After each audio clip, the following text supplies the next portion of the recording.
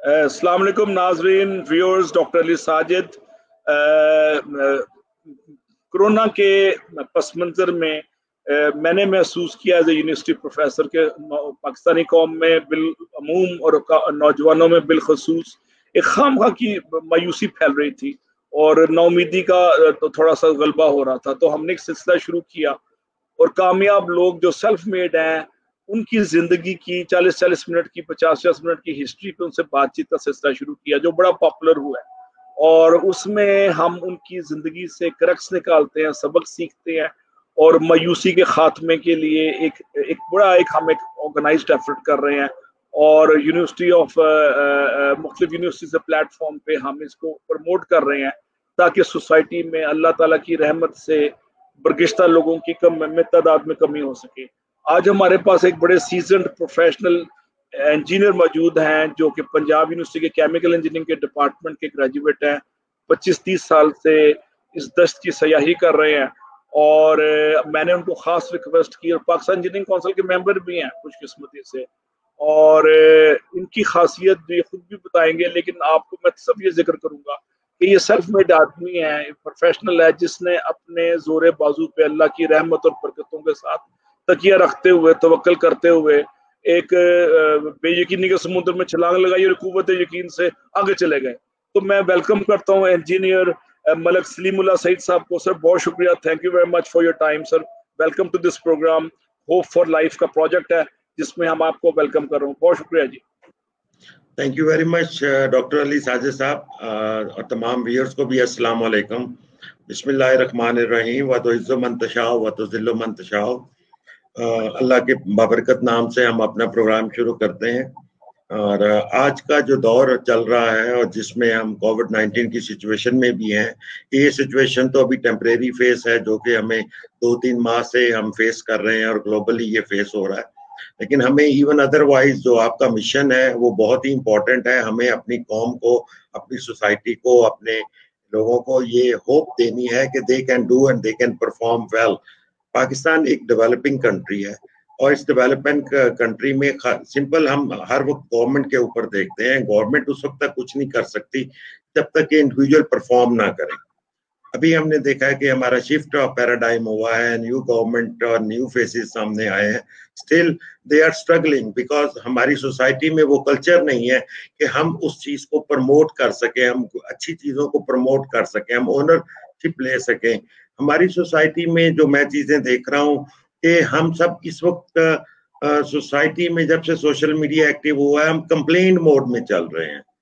हम नेगेटिविटी को प्रमोट करते हैं, हम अपनी पॉजिटिव चीजों को सामने नहीं लेके आते। हमारा मीडिया हो, हमारे टीवी चैनल्स हो, शाम को एंकर्स को अगर आप देखते हैं तो वो कभी भी पॉजिटिव न्यूज शेयर नहीं करेंगे। They will always criticise. हमें इस मोड से बाहर निकलना है। हमें इस नेशन को अगर आगे जाना है, इस यंग जनरेशन को आगे जाना है तो हमें अपने रास्ते खुद बनाने हैं। और अल्लाह ताला का भी ये हुक्म है और ये हमारा दीन भी हमें सिखाता है कि हमारी मेहनत के डायरेक्टली प्रोपोर्शनल उसके रिजल्ट्स हैं। हम हर वक्त जो है दूसरों के सहारे ढूंढते रहते हैं, हम बिसाखियां ढूंढते रहते हैं। कभी माँ बाप की सपोर्ट देखते हैं कि उनके पास पैसा नहीं है, कभी हम देखते हैं कि जी मेरे वालिद साहब के पास बहुत पैसा है तो मैं इसके साथ बिजनेस करूं या इससे मैं आगे लेके चलूं। हमारी जो सोच है वो बहुत मटीरियलिस्टिक हो गई है। हम इस वक्त सिर्फ और सिर्फ तमाम चीजों को पैसे के तनाजुल में देखते हैं और उसी प्रोफाइल में हम चीजों को लेके चलते हैं। हमें अपनी नेशन का, हमारे यंगस्टर का स्पेशली हमने उनको डायरेक्शन देनी है और ये आप और हम लोग जो सीनियर हैं ये हमारी जिम्मेदारी है कि हम अपनी नेशन के अंदर पॉजिटिविटी को प्रमोट करें। तो ये तो माशाल्लाह आपने बात, ये मेरे दिल की बातें कर रहे हैं, मेरे नहीं हर पाकिस्तानी की दिल की बातें जो कर रहे हैं। हम पूरे मुल्क की इस्लाह तो नहीं कर सकते, लेकिन स्टार्ट अगर अपनी जात से हो तो उसमें कोई फर्क नहीं है। मुझ पर इकबाल का मुझे एक शेर भी याद आ रहा है कि अफराद के हाथों है मिल्लत की तकदीर और हर फर्द है मिल्लत के मुकद्दर का सितारा। मैं आपको एक रोल मॉडल के तौर पे देख रहा हूँ, जो मिडिल क्लास का एक यंग सा लड़का जिसने अच्छी भली डेस्कॉन की नौकरी छोड़ी और बेयकीनी के समुद्र में गोता लगा दिया जहाँ पे काई भी मिल सकती थी और आपको गोरे यकदाना मिल गया। गोरे यकदाना का मतलब है कामरानी, तरक्की, शादमानी और खुशहाली। अब ये छोटा सा हमें 2-4 मिनटों में बताएं कि आपको अल्लाह ताला ने क्या तबीयत में इस्तराब हुआ, बेचैनी हुई, बेकली हुई, अच्छे भले कंफर्ट जोन को छोड़ के क्यों घुस गए आप इस चैलेंज जोन में, जहां पे मायूसी और जहां पे बेयकीनी, जहां पे गुर्बत, जहां पे अफलास, शैतान वसवसे भी डालता होगा आपको कि भाई ना कर, अच्छा नीमा नहीं होकर बैठा रहता ही। तो आपने कैसे इतना बड़ा रिस्क लिया? इस पे थोड़ा सा स्टार्ट करें आप, बिल्कुल जीरो से, इंजीनियरिंग के बाद में बताया आपने। मैंने जी 1990 में पंजाब यूनिवर्सिटी से केमिकल इंजीनियरिंग की and then I got the first job in Descon engineering Lahore में इनके। और इनके लाहौर में जो मुझे जॉब मिली वो as a training engineer in water and waste water treatment. इनका एक डिपार्टमेंट था जिसको हम वेट्स के नाम से, water and effluent treatment services के नाम से जानते थे। अब ये एक बड़ा स्पेशलाइज्ड फील्ड था उस वक्त पाकिस्तान में। टेक्नोलॉजी जो वाटर ट्रीटमेंट और वेस्ट वाटर की भी इतनी पॉपुलर नहीं थी, लेकिन डेस्कॉन का अपना एक विजन था जो उन्होंने लेट 80 से ये इस एरियाज में काम शुरू कर दिया था। तो मुझे स्टार्ट में इतना एहसास नहीं था कि मैं आई एम क्वाइट लकी कि I am getting specialisation in a very specific area. और मैंने वहां पे बहुत मेहनत की, और जो सबसे बड़ी बात ये थी कि मैं शायद बहुत इंटेलिजेंट स्टूडेंट नहीं था, लेकिन मैंने हर चीज अपने हार्ड वर्क से सीखा, जिसको मैं अक्सर प्रमोट करता हूँ कि अगर आप इंटेलिजेंट नहीं है, आपके पास बहुत ज्यादा स्किल नहीं है, लेकिन जो एक इंसान काम कर सकता है वो अल्लाह ताला दूसरे से भी करवा सकता है। मे बी कि 100% ना वो कर सके, आप एटम बम ना बना सके, लेकिन आप 60-70%, 80% अगर आप में डेडिकेशन है तो वो माइलस्टोन अचीव कर सकते हैं। अब आप लाइफ में माइलस्टोन अचीव करते हैं। तो मेरे फादर भी केमिकल इंजीनियर थे ही, तो उनकी डेथ जब मुझे 5 साल हुए थे जॉब करते हुए 1995 में, तो उनकी डेथ हुई। तो जब डेथ से पहले 2-3 साल he was young, 57-56 years old man. और मुझे जब आखिरी 2-3 साल थे, उनको किडनी का प्रॉब्लम था, डायलिसिस पे थे, तो मैं उनके दोस्तों के पास जब भी उनके साथ लेके जाता था या वो आते थे, तो being the Elder member of the family, तो मैं उनके साथ रहता था। अब मैंने एक चीज देखी वहां पे कि जितने भी सीनियर लोग थे, जो डायरेक्टर, जनरल मैनेजर और एमडी रैंक के लोग थे, जब वो बैठते हैं तो मैं पेशेंट लिसनर होता था उनकी मीटिंग्स में या गपशप में जो भी होती थी, तो मैं ये देखता था कि जितने भी लोग जिनको 25-30 साल का एक्सपीरियंस हो जाता है, they feel uncomfortable with their management, senior management और द ओनर्स। किसी हर बंदे को कोई डिफरेंट नेचर की प्रॉब्लम होती थी। यानी कि मैंने इस चीज को एस्टेब्लिश किया कि ये बेसिकली एक एग्जिट डोर है। जब भी आप सीनियर होते जाते हैं, manager, senior manager, general manager, vice president, president, you are heading toward the exit door of your professional career and the organisation, कि वहां पे आपके पास गलती की गुंजाइश नहीं होती। अगर हम ग्लोबली भी देखें तो आपको सीनियर मोस्ट पोजीशन पे ऊपर जो ज्यादा लोग नजर आएंगे, कोई मैनेजिंग डायरेक्टर या सीईओ होंगे, वो तो वो कंपनी में 3 to 5 ईयर से ज्यादा नहीं चलते। और वो कंपनी को डायरेक्शन देने के लिए जो बोर्ड ऑफ डायरेक्टर है या मैनेजमेंट है या ओनर्स हैं, वो उस चीज को डायनामिक लीडरशिप हर वक्त उसकी तलाश में होते हैं। तो 2001 में एक दिन मुझे भी ख्याल आया कि यार सारी उम्र मैंने नौकरी करनी है, जॉब करनी है, तो अल्लाह ताला तो हमेशा कहते हैं कि यार जो तुम मुझसे कुछ मांगोगे तो मैं तुम्हें दूंगा, तुम किसी डायरेक्शन पे जाओगे तो मैं तुम्हें उस डायरेक्शन में आगे बढ़ाऊंगा। तो मैंने सोचा कि मेरे 10 साल में बड़ा अच्छा एक्सपीरियंस हो गया वाटर ट्रीटमेंट का, तो मैं कोशिश करता हूँ कि अपना बिजनेस सेटअप करूँ। अगर ना हुआ, खुदा ना खास्ता, मेरे पास पीछे कोई पैसा नहीं था, मेरे पास कोई ऐसी चीजें नहीं थी कि कैश इन हैंड हो या बहुत कुछ हो, मैंने 1 लाख रुपए से अपना बिजनेस स्टार्ट किया। और 2001 में 1 लाख रुपए से बिजनेस स्टार्ट किया, जिसमें मैंने कुछ 1 लाख रुपए घर के लिए रख लिया कि जॉब छोड़ रहा हूं मैं। और मेरे कुलीग जो थे डेस्कॉन में, वो मुझे बहुत इस पे एम्फसाइज करते थे कि यार तुम it's not the right time कि आप इस जॉब को छोड़ें और स्विच ओवर करें, बिकॉज 9/11 का इंसिडेंट हुआ था 1-2 साल पहले, सिचुएशन बहुत खराब थी। तो मैंने कहा नहीं यार, मैंने इनिशिएटिव लेना है, नहीं होगा तो फिर जॉब कर लेंगे। लेकिन जब मैंने अपनी कंपनी का नाम रखा तो मुझे कुछ लोगों ने मशवरा दिया कि मैं अपनी कंपनी का नाम एक जनरल सा नाम रखूं जिसपे मैं सारे काम कर सकूं।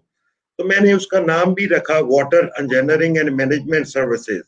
मैंने कहा नहीं, मैं जिस फोकस को, जिस मिशन को लेके चल रहा हूँ, मैंने उसी को फोकस करना है। क्योंकि जब मैं वाटर इंजीनियरिंग के नाम से कोई और काम करने जाऊंगा तो लोग कहेंगे यार कंपनी क्या है और तुम काम क्या कर रहे हो। मैं अपनी डायरेक्शन को फोकस लेके चलना चाह रहा था। अब लेट 90s में आरओ टेक्नोलॉजी पाकिस्तान में इतनी पॉपुलर नहीं थी, और इंडस्ट्री में जो भी लोग उसके आरओ प्लांट्स वगैरह मंगवा रहे थे अपने यूटिलिटी के लिए, तो वो यूरोप और अमेरिका से मंगा रहे थे। मैं आपको एग्जांपल देता हूँ कि उस वक्त 1 लाख गैलन पर डे का जो प्लांट था, तकरीबन $1 लाख से लेके $1,20,000 तक के करीब का आरओ प्लांट आ रहा था। जब हमने यहाँ पे उसकी वैल्यू एडिशन की और खुद यहाँ पे असेंबलिंग और सब मैन्युफैक्चरिंग लोकल वैल्यू एडिशन करने के बाद उसकी हमने 35% कॉस्ट रिड्यूस की। मुझे याद है कि हमारा पहला प्रोजेक्ट सारा केमिकल के साथ था फैसलाबाद में, और वो मैंने $62,000 में वो जॉब सिक्योर किया था, और वर्सेस के जब मार्केट के अंदर $1 लाख के करीब वो प्लांट चल रहा था। दिस इज हाउ वो बिल्ट अप द ट्रस्ट। हम इसमें फॉरेन एक्सचेंज भी अपनी कंट्री का काफी बचाया, और हमने और लोगों को जॉब्स भी क्रिएट हो रही थी, ह्यूमन रिसोर्स जॉब्स क्रिएशन हुई, टेक्नोलॉजी ट्रांसफर हुई। इसी तरह फिर 2004 में हमने सोचा कि अब थोड़ा एक्सपेंड करें, तो फिर हम वेस्ट वाटर ट्रीटमेंट प्लांट्स पे आ गए, एनारोबिक और एरोबिक एक्टिवेटेड स्लज प्रोसेस में। जिसने आप हेडिंग की, कोई आपको सपोर्ट किया, उंगली पकड़ी, आपका कोई मेंटोर था इस पे? देखिए बात ये होती है कि मैं इंटरनेट पे सर, बात ये होती है कि आपके लिए आपके अपने से बड़ा कोई मेंटोर नहीं होता। और मेंटोर क्या है कि वो आपकी commitment level is your mentor.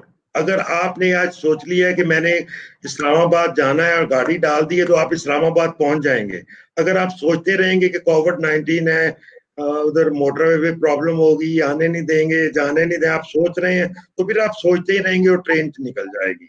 सबसे इंपॉर्टेंट चीज ये है कि आपका कमिटमेंट लेवल, जब आपका कमिटमेंट लेवल होता है, जब आप मेंटोर्स की बात करते हैं, तो हर इंसान का विजन अपना होता है, उसकी वे फॉरवर्ड जो भी स्ट्रेटेजीज हैं वो अपनी होती हैं। वो डिफरेंट एरियाज में अपने मेंटोर देखता है कि कोई देखेगा कि यार इसकी सक्सेस, हर बंदे की सक्सेस स्टोरी जो है उसकी मेहनत में छुपी हुई है। हम लोगों का प्रॉब्लम ये है, हम लोगों का प्रॉब्लम ये है कि हम सोचते हैं। वलीम साहब, एक नौजवानों के लिए पैगाम आप दे रहे हैं, इतना मोटिवेशनल टॉक कर रहे हैं, मुझे एक शेर याद आ रहा है कि सफर है शर्त मुसाफिर नवाज बतेरे हैं, सफर है शर्त मुसाफिर नवाज बतेरे हैं, हजार शजरे सायादार राह में है। और एक बड़ा मशहूर एक मोटिवेशनल राइटर की स्टेटमेंट है इंग्लिश में, कि तर्जुमा मैं देता हूँ कि जब आप टकरे मारने का अज़म कर लेते हैं तो कायनात का हर जरा मुतहरिक हो जाता है आपको मदद करने के लिए। कभी सब्र अय्यूब आ जाता है, तो कभी हाजरा की तरह मोइज़े होने लग जाते हैं और जमजम फूटने लग जाता है। तो सफर है, सफर शर्त सिर्फ है कि आप अज़्म कर लें। और इस मौके पे मुझे कुरान पाक की सूरह हुजरात की 3 आयत का तर्जुमा याद आ रहा है कि जब किसी चीज का अज़्म कर लो, नंबर 1 पहली आयत का तर्जुमा। दूसरी आयत में अल्लाह ताला फरमाते हैं फिर मुशावरत करो, और तीसरी आयत में मेरे पे भरोसा रखो। तो आपने अल्लाह पे भरोसा भी रखा, मुशावरत की भी की, और अज़्म कर लिया कि मैंने टकरे मारनी है, मारनी टकरे हैं मैंने। जी गो अहेड सर। सर इसीलिए इकबाल ने कहा है, खुदी को कर बुलंद इतना कि हर तकदीर से पहले खुदा बंदे से खुद पूछे बता तेरी रजा क्या है। देखिए मैं अब अपनी यंग जनरेशन को एक छोटी सी एग्जांपल देता हूँ कि आपके 2-3-4 दोस्त हैं, आपको कोई प्रॉब्लम आती है और आपको कोई जरूरत पड़ जाती है किसी चीज की, या गाड़ी की जरूरत पड़ गई है, तो आप 2-3-4 में से एक के पास जाएंगे जिसपे आपको ज्यादा ट्रस्ट होगा, ज्यादा कॉन्फिडेंस होगा कि यार वो मुझे डिसअपॉइंट नहीं करेगा, मैं उससे जाके ये चीज ले लेता हूँ, वो मुझे दे देगा। और जब वो आपकी नीड को पूरा कर देता है, इट मीन्स कि आप दुनिया में अगर खुदा की मखलूक पे, अपने बंदों पे इतना ट्रस्ट कर रहे हैं और वो आपको अपने आपके ट्रस्ट के ऊपर पूरा उतर रहा है, अगर यही रिश्ता आपका खुदा के साथ हो, तो ये कैसे हो सकता है कि अगर आपका ईमान मजबूत हो, आपकी नीयत इरादे अच्छे हों और आप ईमानदारी और नेक नीति से काम कर रहे हो, तो खुदा को तो हमें फैसिलिटेट करेगा। खुदा ने तो हमसे किसी चीज का बदला तो नहीं लेना, या हमें कुछ सजा तो नहीं देनी। हमें सजा मिलेगी तो अपने अमालों की वजह से मिलेगी, और हमारे हर्डल्स जो आएंगे, वो आजमाइश जो आएंगी, वो अल्लाह ताला जब हमसे थोड़ा नाखुश होता है, तो फिर हमें थोड़ा सा जगाने के लिए एक बताता है कि मैं भी एग्जिस्ट करता हूँ। तो हमारा अल्लाह के ऊपर बीइंग मुसलमान, जब तक हमारा ईमान पुख्ता नहीं होगा, yes I can do it, yes मेरा खुदा मेरे साथ है। मैं नहीं समझता कि कोई इंसान नमाज दिल से पढ़े और दुआ दिल से मांगे, अल्लाह से ऐसे मांगे कि मैं अल्लाह से बात करूं और अल्लाह उसको जवाब ना दे। एक इंसान आपका दोस्त जो है वो आपके साथ खड़ा होता है मुश्किल में, तो खुदा की जात तो बहुत बड़ी है सर। तो हमें अपना ईमान भी करना है। इस मौके पे कुरान पाक की 2 आयत का तर्जमा मफहूम याद आ रहा है, जिसमें अल्लाह ताला ने कहा है कि जितना तुम सही यानी कोशिश करोगे उतना मैं नवाजूंगा। और यहाँ पे प्री कंडीशन में, शरायत में या लवाजमात में कहीं भी जिक्र नहीं है कि रंग, अकीदा, नस्ल या जिन्स या Pathan versus Punjabi versus American versus UK का बंदा नहीं। जो मेहनत कर रहा है उसको नवाज देगा। और कायनात का ये जो निजाम है उसी पे चल रहा है। अभी साउथ कोरिया कहाँ से उठा, आपका छोटा सा मुल्क सिंगापुर कहाँ से उठा, और वहां पे लोगों ने आपकी तरह छोटे छोटे लोगों ने उठे, इदारे बनाए और पूरा मुल्क उठ गया। और बिलियंस ऑफ डॉलर्स की एक्सपोर्ट का सरप्लस है सिंगापुर का इस वक्त अमेरिका से, यूएसए का। तो आप जैसे बंदों की मौजूदगी पाकिस्तान में अगर हजारों लाखों में हो तो हमारा फॉरेन एक्सचेंज का मसला भी हल होता है, जॉब्स भी क्रिएट होती हैं, सोसाइटी में खुशहाली भी आती है, और quality of education, quality of living के साथ स्टैंडर्ड ऑफ लिविंग भी बढ़ता है।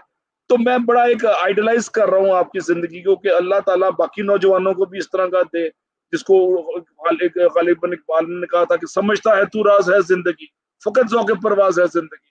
तो आप में ज़ौक़े परवाज था तो आपको राज़े जिंदगी पर चल गया। जिसके पास ये ज़ौक़े परवाज नहीं होता उसको राज़े जिंदगी समझ नहीं आता। तो मैं बड़ा मशकूर हूँ कि आप बड़ा इसको जिंदगी के अपने तरक्की के सफर को मिडिल क्लास के बच्चों के लिए एक रोल मॉडल के तौर पे दे रहे हैं, और उससे बड़ा फर्क पड़ता है इनके ज़हनों में। सोच बदलती है तो मंजिल भी मिल जाती है। जी गो अहेड सर। बिल्कुल जी सर। सर हमारे पास बहुत सी ऐसी एग्जांपल्स हैं, आप देख लें, सितारा ग्रुप को देख लें, हाजी बशीर साहब, अल्लाह ताला उन्हें जन्नत नसीब करे, और उनके साथ अब्दुल गफूर साहब थे। 50s में उन्होंने काम स्टार्ट किया और बहुत छोटे लेवल पे स्टार्ट किया कि उनकी एक फैसलाबाद में छोटी एक शॉप हुआ करती थी जहां से ये काम लेके आगे बढ़े।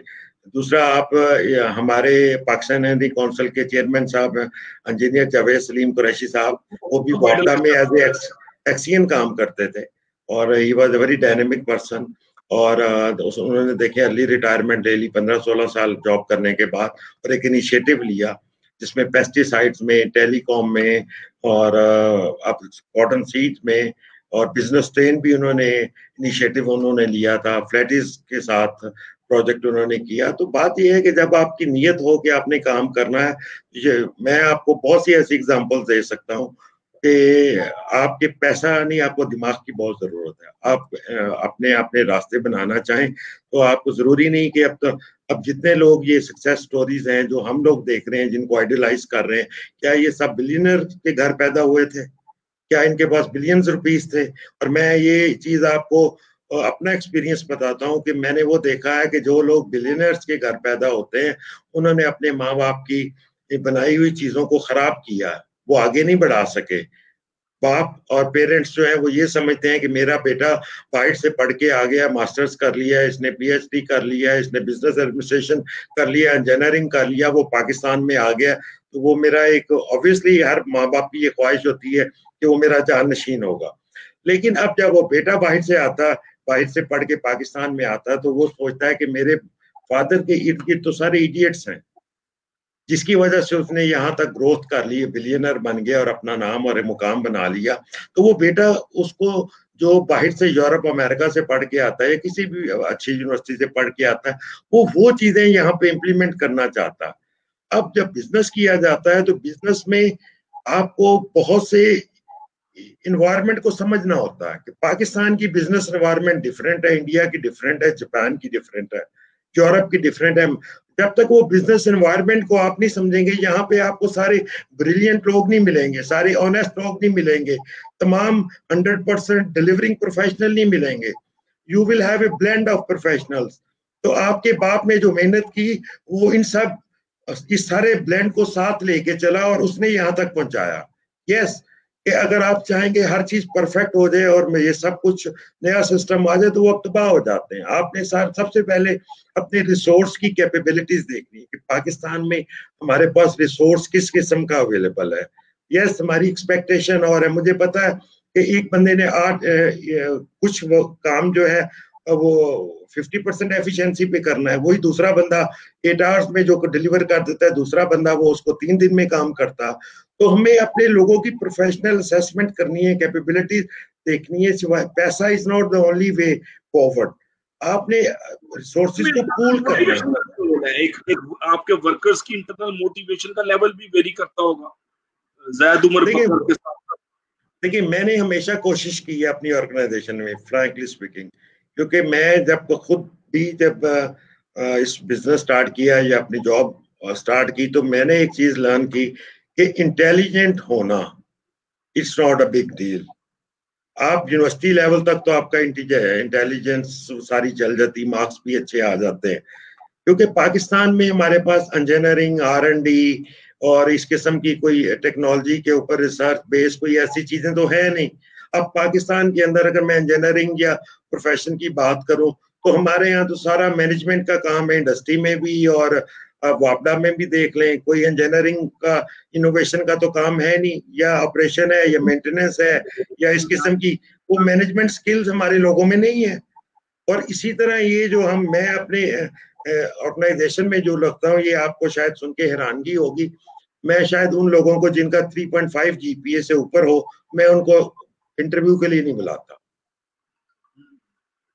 मैं वो देखता हूँ कि वो बच्चा जो स्ट्रगल कर रहा है लाइफ में, और मैं ये चीज देखता हूँ कि मैं 5, 6, 10, 7, 8, 10 लोग इंटर्नशिप पे रख लेता हूँ। मैं देखता हूँ मेरी मॉनिटरिंग का क्या तरीका, मैं देखता हूँ कि ऑफिस में टाइम पे आ रहा है, इंटरेस्ट ले रहा है जॉब के अंदर, इसका लर्निंग एप्टीट्यूड है कि नहीं है। अगर वो है तो उनमें से अगर 10 में से मुझे एक बंदा भी मिलता है तो उसको मैं परमानेंट जॉब दे देता हूँ। अगर वो मैं कहता हूँ desire to excel which is a prerequisite success, आगे बढ़ने का जज्बा, आगे आपको वो आगे लेके जाएगा जो मेहनत करेगा, जो काम में ओनरशिप लेगा। आपकी इंटेलिजेंस किसी काम की नहीं है अगर आपके अंदर ओनरशिप नहीं है, आप काम की ओनरशिप। ये जो ओनरशिप है लोगों में एक बहुत अजीब सा कॉन्सेप्ट है डॉक्टर साहब। लोग समझते हैं कि ओनरशिप कह रहे हैं, मैं इसको सेंस ऑफ बिलोंगिंग कहता हूँ कि जितने सेल्फ ऑफ बिलोंगिंग कर रहा है उतने इदारे के साथ वो शख्स तरक्की करता है, इदारा भी तरक्की करता है, वो भी करता है।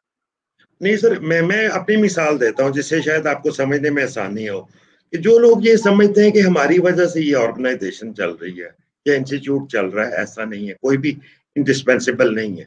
जो भी लोग मेहनत कर रहे हैं, जो भी for the sake of argument कोई मार्केटिंग का कोई जॉब रिस्पॉन्सिबिलिटी किसी को मिली हुई है तो वो ऑर्गेनाइजेशन की बैकअप जरूर होती है, लेकिन उस इंडिविजुअल ने पहले अपने आप को सेल करना है। उस इंडिविजुअल ने क्लाइंट के सामने पहले अपने आप को सेल करना है, और वो जितना उसका गेन होगा, प्रोफेशनल गेन, नॉलेज होगा, क्योंकि मोस्टली आपको क्रॉस क्वेश्चनिंग से आपका कस्टमर सिखाता।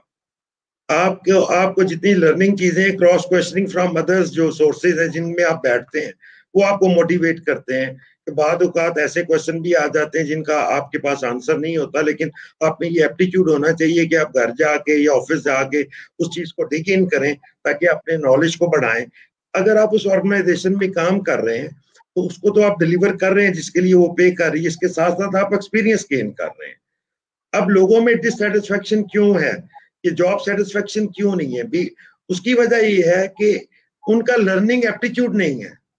अगर वो किसी ऑर्गेनाइजेशन में 5-10 साल काम कर रहा है तो वो सिर्फ ये सोच रहा है उसको मैंने 9 o'clock जाना है, 5 o'clock ऑफ करना है, ये मेरी जॉब रिस्पॉन्सिबिलिटी है। No, the organisation has provided you a platform जहां से आप लर्न कर सकते हैं। हाँ, मैं मिसाल के तौर पे अगर मैं अपनी ऑर्गेनाइजेशन की बात करूं तो मेरे पास जो एम्प्लॉई है वो उसके लिए वाटर ट्रीटमेंट की ग्लोबली मार्केट खुली हुई है। अगर वो लर्न करना चाहे, उसको इंस्ट्रूमेंटेशन को करना चाहे, प्रोसेस को करना चाहे, प्रोजेक्ट मैनेजमेंट को करना चाहे, दे हैव एम्पल अपॉर्चुनिटीज। आप डिलीवर जरूर कर रहे होते हो लेकिन उसके साथ आपका अपना प्रोफाइल डेवलप हो रहा होता है। अब इसको तो इसी तरह कुछ लोगों को मैं कहता होता हूँ कि किसी का 10 साल का एक्सपीरियंस हो गया या 20 साल का हो गया, लेकिन उसकी स्किल्स वही 1-2 साल का जो प्रोफेशनल होता है उसके मुताबिक रही। तो मैं कहता हूँ इसको 20 साल का एक्सपीरियंस नहीं है, इसको 2 इयर्स का एक्सपीरियंस 10 टाइम है। अच्छा, इसमें एक रोल होता है एटीट्यूड का, रवैया। रवैया है कि जिसको arrogant attitude, least pushed attitude के मुझे परवाही कोई नहीं, हाल मस्त माल मस्त एटीट्यूड। ये बच्चे, ये लड़के लड़कियां तो तरक्की नहीं ना करते, आपके नजदीक करते हैं ये, जो कि दे आर लीस्ट पुश्ड?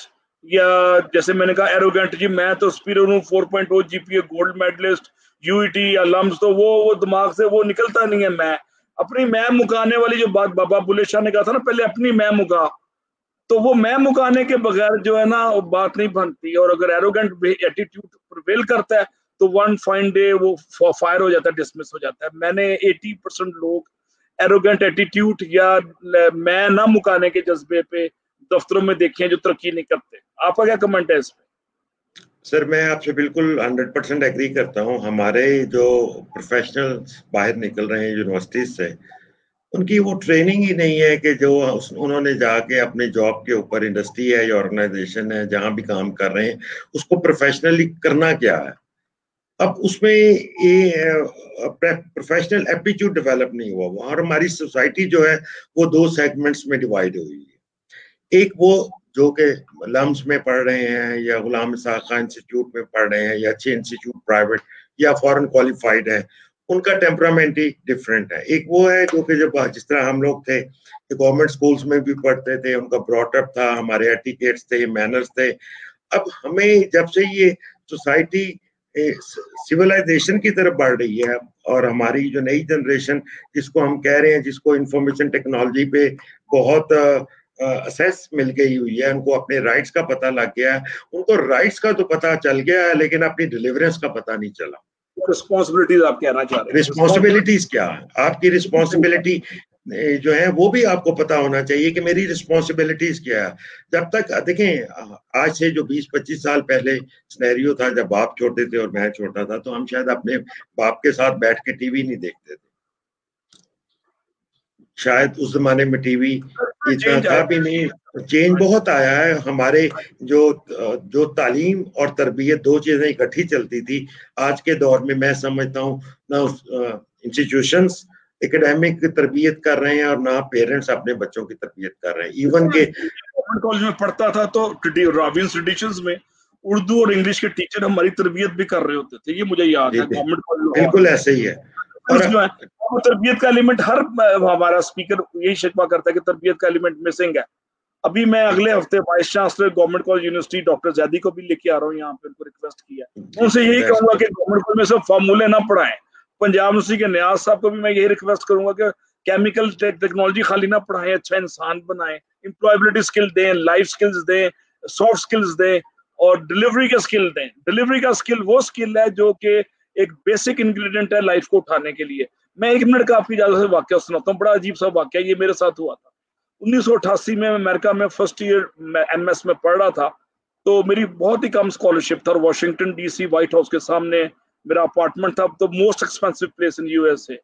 तो हम सारे लोग स्कॉलरशिप पे गए थे, तो सब कैंपस में जॉब करते थे। मैं भी कैंपस की लाइब्रेरी में जॉब करता था और उसमें बुक शेल्फिंग से लेके तो मॉनिटरिंग और एवेल्युएशन असेसमेंट सारा कुछ शामिल था।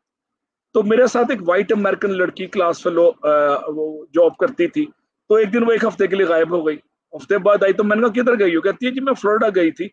तो मैंने कहा आप बाय रोड गई थी? वहां पे डाइवो इक्विवेलेंट एक बस सर्विस है, उसका नाम है ग्रे हाउंड। कहती है नहीं मैं जहाज पे गई थी। मैं कहा सस्ती टिकट मिल गई हो आपकी? कहता नहीं मेरा बाप आया था मुझे जहाज में ले गया।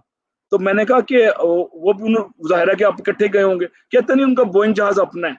तो मैंने कहा बोइंग जहाज आपका अपना है तो आप बुक शेल्फिंग क्यों कर रही हैं यहाँ पे? कहता है मेरा बाप अरबपति है अमेरिका के लिहाज से, उसका अपना बोइंग जहाज है, लेकिन कहता है कि तुमने कैंपस में जॉब करके जॉब खर्च अपना जेब खर्च निकालना है ताकि पाकिस्तानी जो है ना बुल्ले शाह के बकौल अपनी मैं मुका, ताकि उसका अंदर का मैं तोड़ दूं। वो बच्चों की मैं तोड़ने के लिए डेलिबरेट इंजीनियर एफर्ट करते हैं।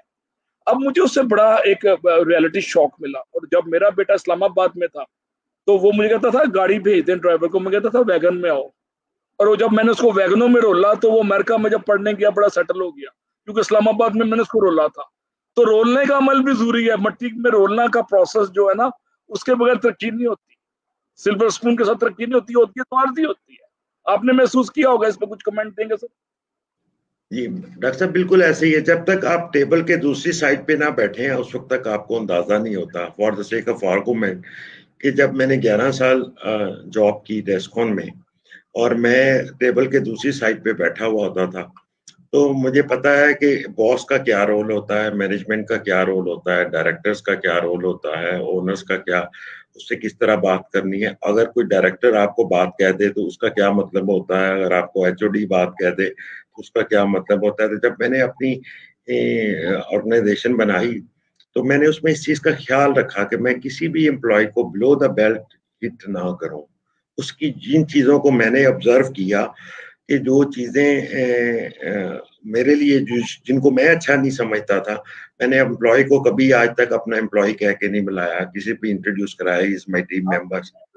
डेलिब्रेट एफर्ट की बड़ी डेलिब्रेट, मैं वो चीज के कम से कम आप किसी को अगर रिस्पेक्ट देंगे, सबसे इस दौर में जो मैं समझता हूँ तरबियत की सबसे बड़ी कमी, ये जो आपकी तरबियत है ना सर, हमारे दौर में तरबियत स्कूल से, अब घर से शुरू होती थी। माँ बाप देते थे बड़ों से बात कैसे करनी है, छोटों से बात कैसे, शफकत से कैसे पेश आना है।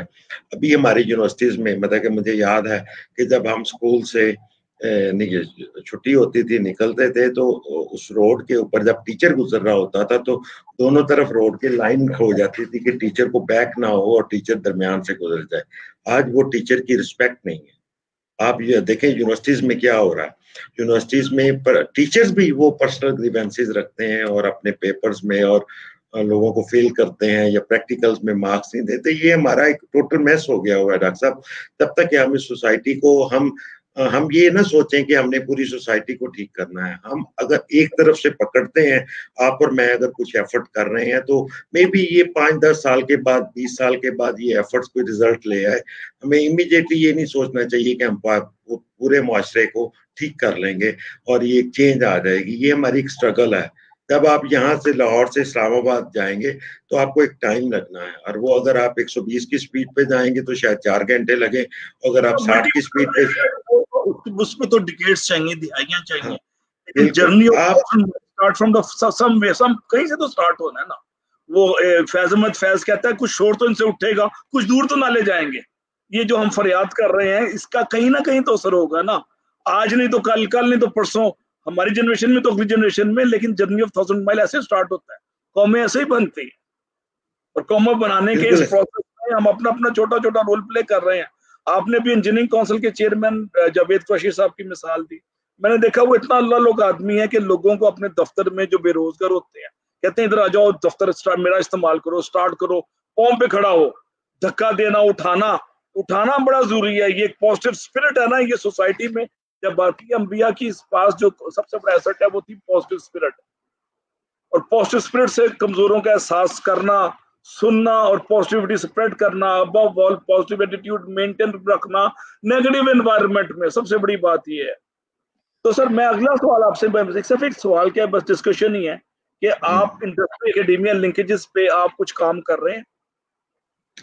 देखिए, ये पाकिस्तान इंजीनियरिंग काउंसिल जो है उसका जो प्राइम रिस्पॉन्सिबिलिटी है वो इंजीनियरिंग प्रोफेशन को अपलिफ्ट करना है। और इस वक्त नीड ऑफ द आवर है कि हमारे इंडस्ट्री और एकेडेमिया के दरमियान linkage somehow the other establish हो। हमारे और जो बाहर की इंस्टीट्यूट्स हैं उसमें सिर्फ फर्क ही इतना है कि उनके दरमियान एकेडेमिया और इंडस्ट्री जितनी R&D है वो एकेडेमिया कर रही होती है, इंजीनियरिंग यूनिवर्सिटीज कर रहे होते हैं और उनको असाइनमेंट्स इंडस्ट्री की तरफ से मिलती हैं।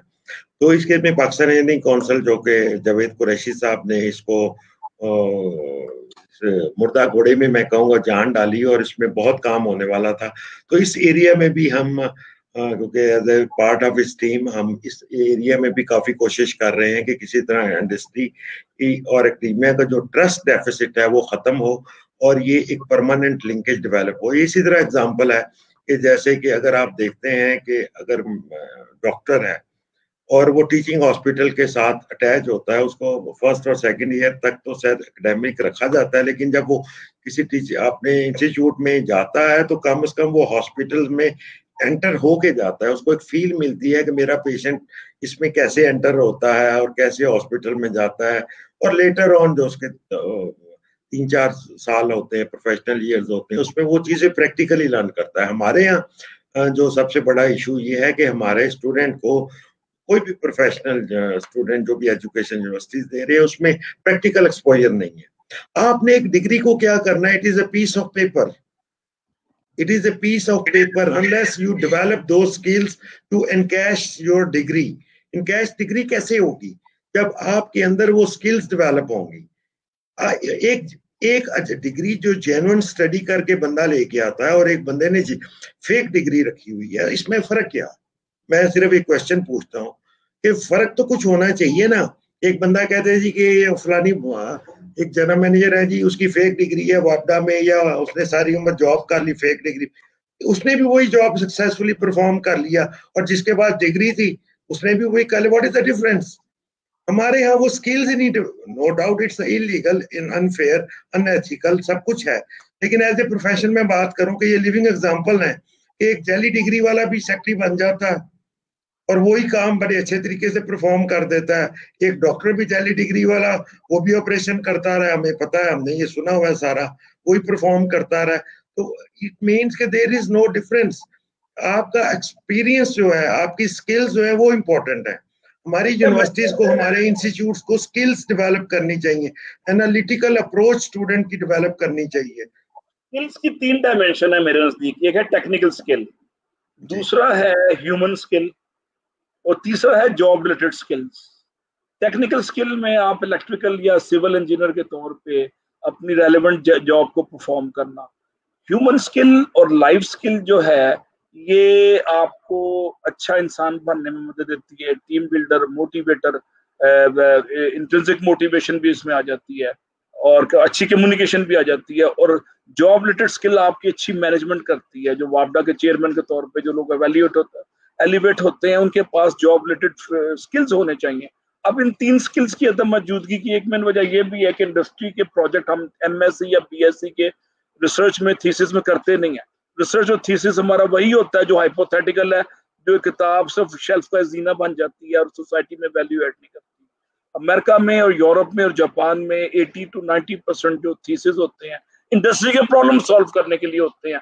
बच्चे को ये डिग्री की मिल जाती है और यहाँ से इंडस्ट्री का मसला हल हो जाता है। ये इंजीनियरिंग काउंसिल को आइडियल पाथ है, जिसको आने वाले दिनों में हम देख रहे हैं कि इंजीनियरिंग काउंसिल एक रोल प्ले करेगी। और आप इंजीनियरिंग काउंसिल के मेंबर भी हैं, आपने एक टोपी वो भी पहनी हुई है, खुफिया टोपी। तो उस टोपी पे मैं ये गुजारिश करूंगा कि इंजीनियरिंग काउंसिल में ये पॉइंट हमारा पहुंचाएं। और पंजाब HEC के चेयरमैन डॉक्टर निजाम हमारे पास अगले हफ्ते इंटरव्यू पे आ रहे हैं। अब वो तो खैर रिटायर्ड हो गए हैं, लेकिन मैं उनके तवज्जुह से एकेडमिया को ये प्रमोट करूंगा कि आप अप्लाइड इशू को, अप्लाइड एजुकेशन का इतलाकी जो पहलू है उसको उजागर करें, ताकि आप जैसे लोगों को मसला ना बने इंडस्ट्री। आप एग्री करते हैं इस पे? बिल्कुल, मैं सर आपसे 100% एग्री करता हूँ। दूसरा, जो आपने ये 3 ट्रेड्स की बात की है यंगस्टर में, मैं सबसे इम्पोर्टेंट जो ट्रेड समझता हूँ कि आपको अच्छा इंसान होना पहले बहुत जरूरी है। आप मुझे बताएं, आपके पास इतने एग्जांपल्स हैं पाकिस्तान में, इंटरनेशनली, अब जिस भी इंसान ने, प्रोफेशनल ने लाइफ में तरक्की की है, उसे मिले हों, वो उसमें एक ट्रेड सब में कॉमन होगा कि वो अच्छे इंसान होंगे, वेल बिहेव होंगे, वेल मैनर्ड होंगे। That is the only way to success. आप में ये ट्रेड मिलता है हमें।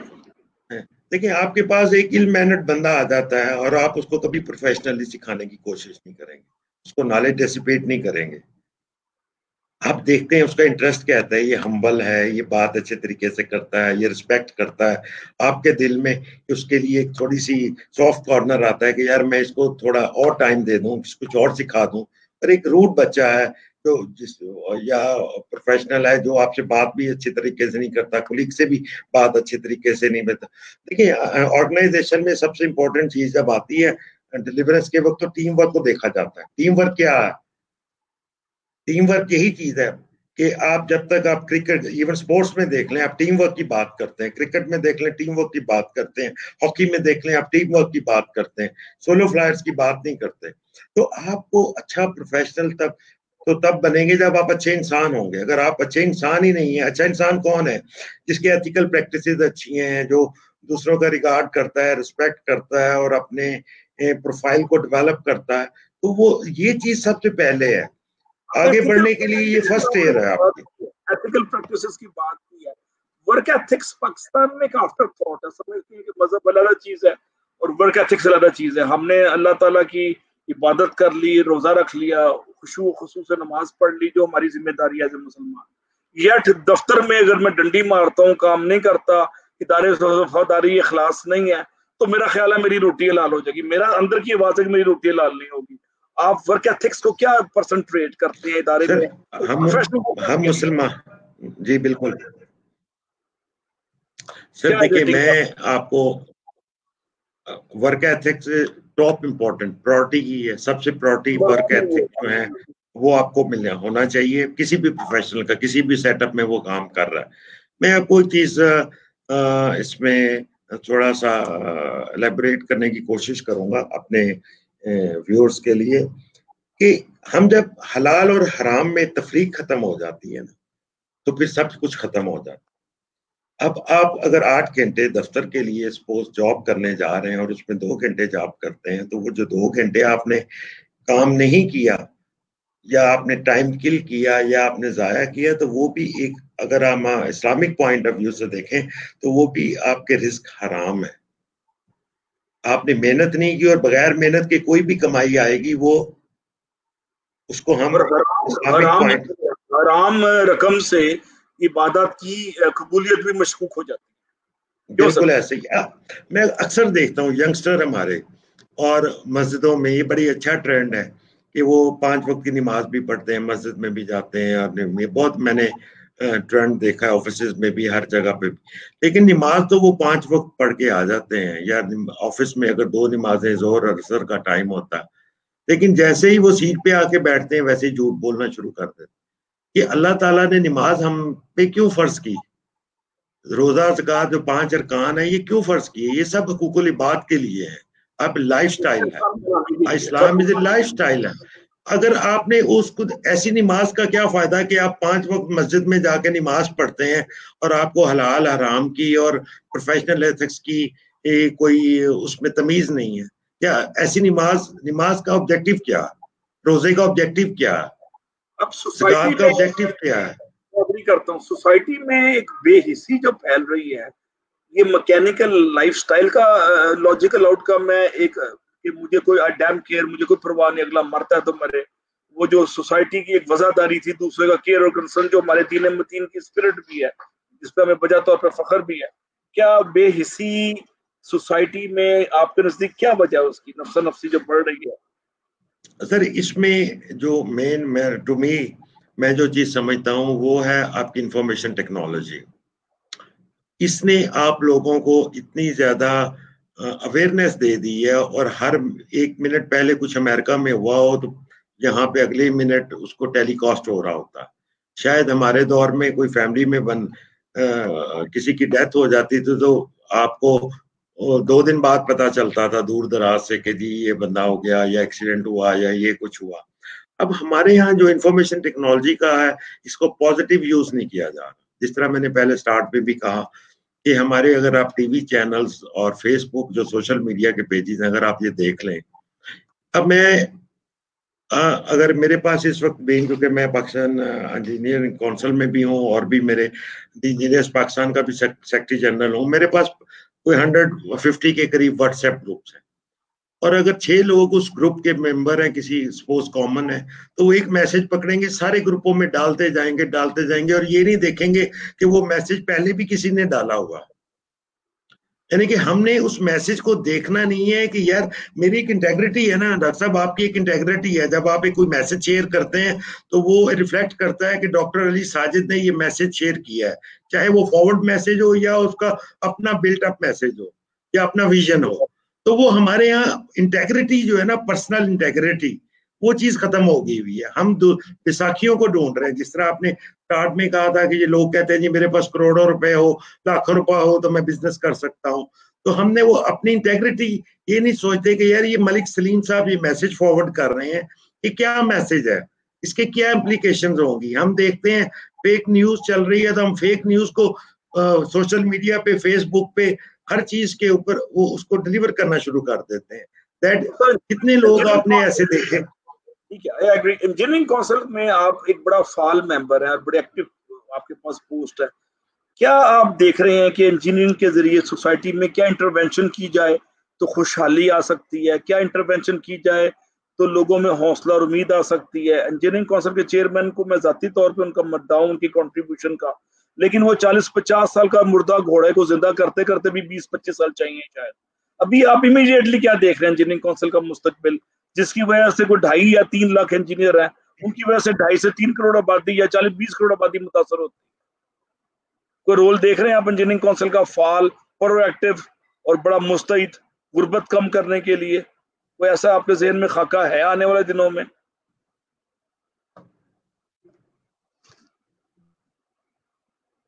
जी इंजीनियर मलिक सलीम साहब, आवाज आ रही है आपको?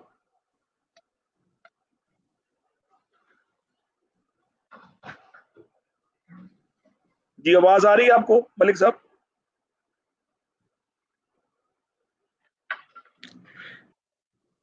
देखिए सर, हर इंडिविजुअल ने, हर प्रोफेशनल ने अपनी जगह पे कोशिश करेंगे तो फिर सोसाइटी डेवलप। जी आप कुछ हुई, बीच में डिस्टॉर्शन थी, आप कुछ बेहतर होगी सर। देखिए मैं आप मुस्तकबिल जी आ रही सर, आ रही आवाज, अब आ रही सर। हेलो जी आवाज आ रही है, गो अहेड सर। जी आवाज आ रही है आपको? जी डॉक्टर साहब अब आ रही है, बीच में डिस्टॉर्शन थी, अब कुछ आ रही। हाँ जी, बिस्मिल्लाह करें। बस अभी हमारे पास 4-5 मिनट रह गए हैं, 4 मिनट रह गए हैं। इंजीनियरिंग काउंसिल का मुस्तकबिल क्या है कि सोसाइटी में इंटरवेंशन से गुर्बत कम हो जाए, या इमरान खान की विजन है वो?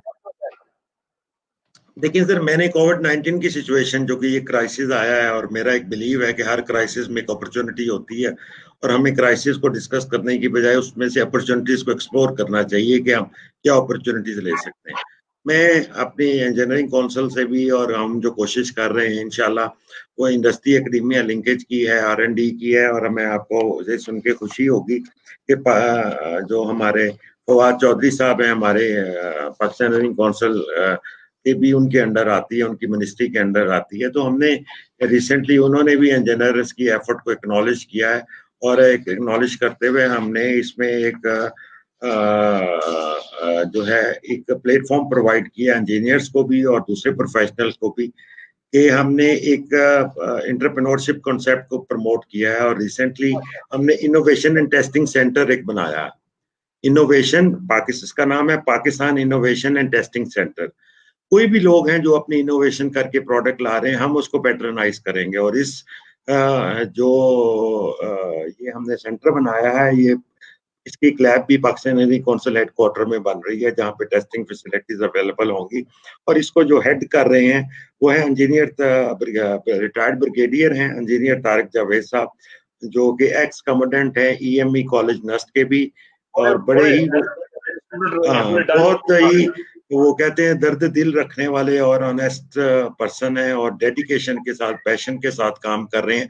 और अभी आपने देखा कि हमने जो इसमें अराउंड 42 वेंटिलेटर्स के डिजाइन भी उन्हीं की टीम के अंदर हमने उनको दिया, और उसमें हमें एक तो मैसेज देते हैं आप नौजवानों को, अदर देन मेहनत। मेहनत तो हर कोई कहता है, कोई 11 मिनट रहेगी मेरे पास। तो अब हम देखें ना, ये क्राइसिस था, क्राइसिस में से अपॉर्चुनिटी निकली, और यही मैं कहता हूँ कि ये जो क्राइसिस है, इसमें से आप अपॉर्चुनिटीज निकालें।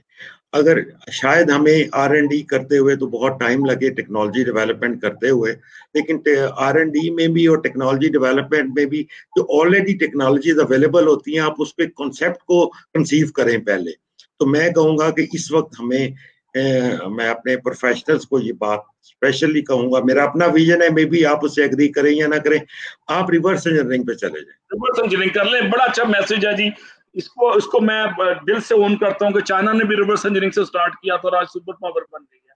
आखिरी आप रिवर्स इंजीनियरिंग करेंगे तो सर डॉक्टर साहब, रिवर्स इंजीनियरिंग करेंगे, आपके कॉन्सेप्ट क्लियर हो जाएंगे और आप आगे बढ़ जाएंगे। बहुत शुक्रिया जी, आपको अल्लाह ताला खुश रखे, अल्लाह आपके तजर्बों को मजीद तरक्की से सरफराज करे। मैं एक आवाज़ अखलाक पे खत्म कर रहा हूँ, don't stop the traffic to pick up a coin. आपको अगर सिक्का गिर जाता है तो ट्रैफिक जैम ना कर दें कि मेरा हक है। सोसाइटी में लोगों के लिए आसानियां जरूर बखेरें और आसानियां फैलाएं। हमारे जो बुजुर्ग अशफाक अहमद ये कहते थे कि आसानियां फैलाओ, आसानियां तकसीम करो, दीन मदीन इसी का नाम है। मैं एक शेर पे खत्म करता हूँ नौजवानों के लिए, जो सबक आज का मिला कि जहां में अहले ईमान सूरत खुर्शीद जीते हैं, जहां में अहले ईमान सूरत खुर्शीद जीते हैं, इधर डूबे उधर निकले, उधर डूबे इधर निकले। और ये मिसाल सलीमुल्लाह साहब की शख्सियत पूरी उतरती है। Thank you very much. God bless you. Pakistan जिंदाबाद। Thank you sir, thank you.